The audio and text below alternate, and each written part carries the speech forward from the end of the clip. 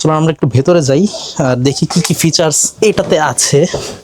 প্রথমে যদি আমরা দেখাই, বেশ স্পেস আছে। মানে নর্মালি আমি যে স্লিপার বাসগুলোতে উঠেছি তার মধ্যে এই বাসে মানে আমার কাছে একটু বেশি বড় মনে হচ্ছে, যেহেতু RM2 বাস। এখানে হচ্ছে আপনারা জুতা রাখতে পারবেন, আপনাদের সেলফোন চার্জ করবেন। তবে এখানে হচ্ছে AC controller are reading lights আছে।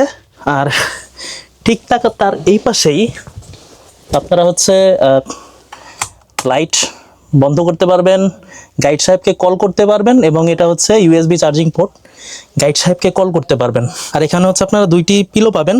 আর বাসে এখনও পর্দা দেওয়া হয়নি, কিছুক্ষণ পরেই যখন ট্রিপে যাবে তখন পর্দা দিয়ে বাসটিকে রেডি করা হবে।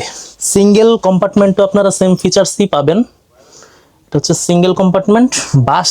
মোটামুটি আমার কাছে পার্সোনালি কালার কম্বিনেশন খুবই ভালো লেগেছে, যা অন্যান্য বাসগুলোতে সহজে দেখা যায় না। এই হচ্ছে এই বাসের ইন্টেরিয়র, বেশ ডিসেন্ট একটা ইন্টেরিয়র।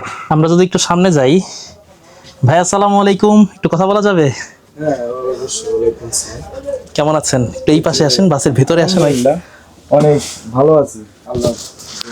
তো ভাই আপনার এই ভুতুরে বাস সম্পর্কে আপনি কি বলতে চান?